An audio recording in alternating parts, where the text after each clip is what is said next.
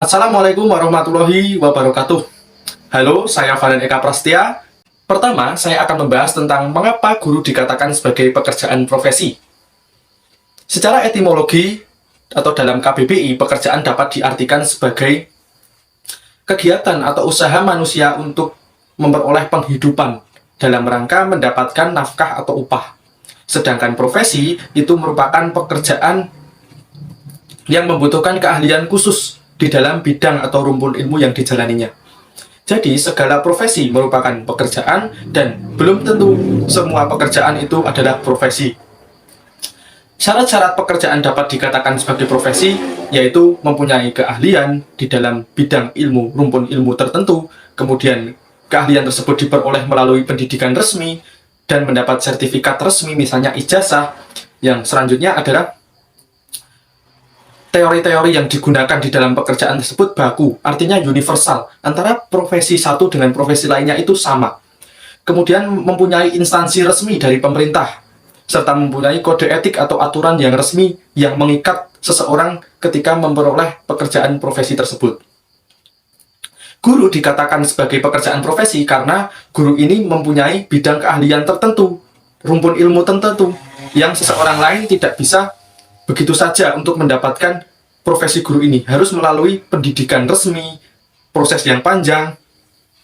Kemudian guru juga mempunyai instansi yang resmi dari pemerintah, mempunyai kode etik tersendiri dari pemerintah.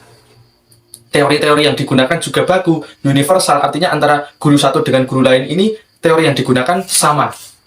Nah, itu yang dinamakan guru dikatakan sebagai pekerjaan profesi. Yang selanjutnya, mengapa menjadi guru profesional ini harus melalui pendidikan profesi dan sertifikasi. Pendidikan profesi dan sertifikasi ini sesungguhnya adalah dua hal yang sama, bertujuan untuk membuat guru itu menjadi berkompeten, berkualitas, dan profesional di dalam melakukan pekerjaan. Perbedaannya, jika pendidikan profesi ini ada dua, yaitu PPG prajabatan dan dalam jabatan. Untuk PPG prajabatan ini dilaksanakan ketika seseorang ingin menjadi guru profesional, tetapi seseorang tersebut baru fresh graduate, baru lulus kuliah. Nah, PPG prajabatan ini waktu pelaksanaannya adalah 2 semester 1 tahun dengan biaya sendiri atau mendapatkan beasiswa sebesar 8,5 juta. Kemudian PPG dalam jabatan ini adalah PPG yang ditujukan untuk guru yang sudah mengajar di dalam instansi pendidikan atau sudah terdaftar ke dalam data Dapodik. Kalau tadi yang PPG prajabatan itu belum terdaftar ke dalam Dapodik dan belum mempunyai pengalaman mengajar. Kalau dalam jabatan sudah. Nah, kalau dalam jabatan ini, waktu PPG-nya itu hanya sekitar 3 bulan. Nah, materi-materi yang diajarkan di dalam PPG ini adalah tentang keprofesionalan. Berbeda dengan kuliah yang mempelajari materi rumpun ilmu program studi, tetapi kalau PPG ini mempelajari ilmu terkait tentang bagaimana kita membedah kurikulum, menerapkan strategi metode pengajaran yang baik, kemudian menciptakan inovasi pembelajaran yang dapat membangkitkan siswa. Nah, semacam itu. Kemudian setelah seseorang tersebut melaksanakan PPG, dianggap sebagai seorang guru yang profesional dan mendapatkan sertifikat. Sertifikat tersebut bisa digunakan untuk mendaftar P3K atau PNS. Kemudian kita beralih ke sertifikasi. Nah, sertifikasi ini juga sama untuk membentuk guru menjadi profesional, berkualitas, dan berkompeten, tetapi ditujukan untuk guru yang sudah profesional. Jadi secara mudah kita dapat memahami apabila guru itu sudah profesional, lalu diuji tingkat keprofesionalannya itu, diuji tingkat mutunya itu secara berkala, berangsur-angsur, terus-menerus. Nah, dibuktikan dengan apakah guru tersebut memang benar-benar masih profesional atau tidak, dengan cara melihat nilai portofolio guru, kemudian melakukan observasi dalam saat guru itu mengajar, dan melakukan ujian tulis. Nah, sertifikasi ini juga selain membentuk guru yang berkompeten juga mendapatkan gaji tambahan, seperti itu.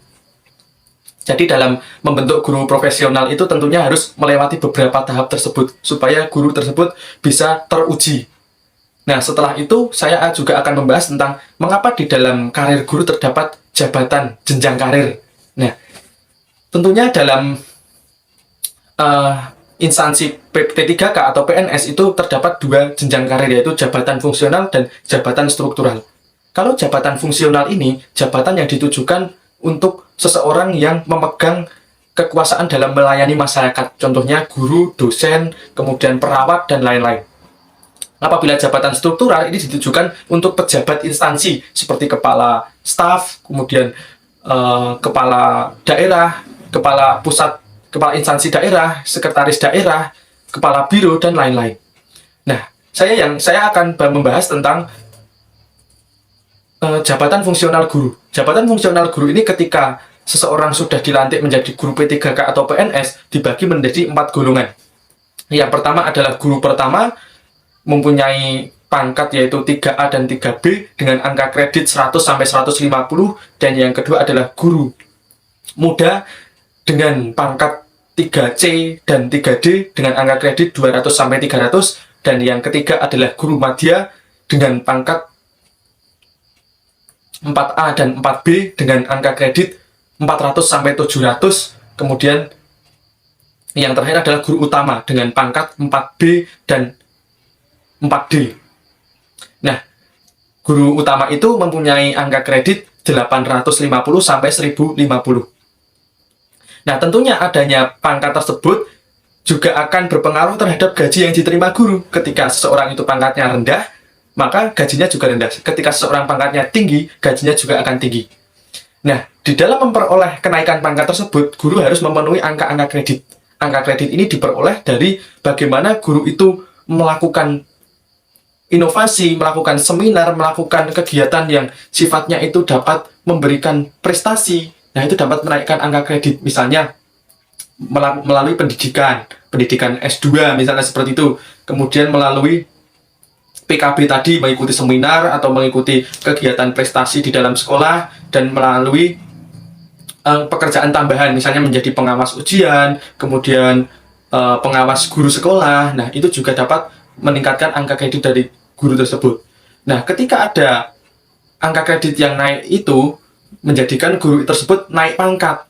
Nah, adanya kepangkatan ini akan merangsang atau memotivasi guru untuk terus melakukan prestasi, melakukan inovasi di dalam dirinya untuk ke depan selalu lebih berkembang, lebih maju.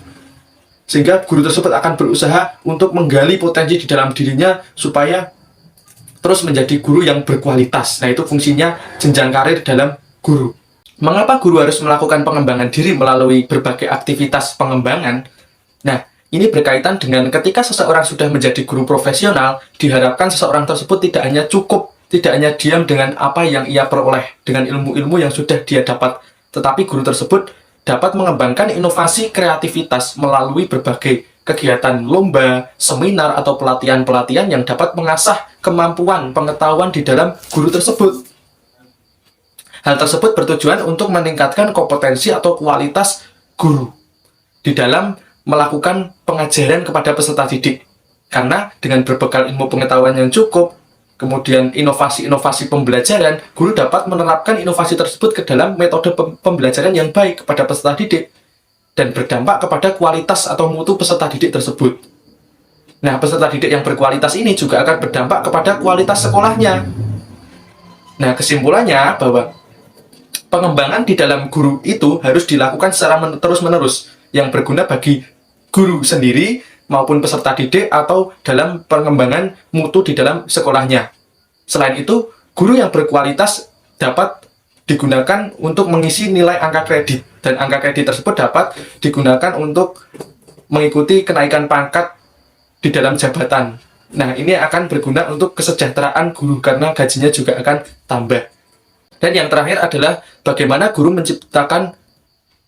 meningkatkan mutu pendidikan. Nah, yang pertama adalah tadi dengan melakukan kegiatan PKB, pengembangan keprofesionalan berkelanjutan. Yang kedua adalah menjadi guru penggerak. Nah, guru penggerak ini program baru yang sangat berpengaruh terhadap mutu pendidikan, karena guru penggerak ini tidak hanya sekedar mengajar, tetapi mampu memahami peserta didik. Guru penggerak ini memiliki sifat yang proaktif, fleksibel, kreatif, dan berorientasi pada siswa. Proaktif maksudnya yaitu guru dapat melakukan inisiatif dalam memecahkan masalah tanpa menunggu perintah dari atasan. Jadi ketika ada masalah, guru penggerak itu dapat inisiatif dalam menentukan jalan keluar dari masalah tersebut. Kemudian kreatif, yaitu menentukan metode pembelajaran yang baik, yang menarik, supaya siswa itu tidak membosankan. Yang selanjutnya adalah fleksibel, artinya dapat mengikuti dengan perkembangan zaman keadaan di dalam sekolah, masalah-masalah yang dihadapi itu dapat menyesuaikan seperti. Kemudian yang terakhir adalah berorientasi pada siswa. Artinya guru penggerak dapat memahami siswa, keadaan siswa, kemampuan siswa, bakat siswa, dan lain-lain dalam konteks mewujudkan profil peserta didik sesuai nilai-nilai dalam Pancasila. Nah, guru penggerak tersebut juga dapat digunakan sebagai acuan atau teladan guru lain dalam melakukan pengajaran kepada peserta didik. Jadi, guru penggerak ini diharapkan dapat menggerakkan semua komponen di dalam sekolah, sehingga mutu sekolah dapat terjamin.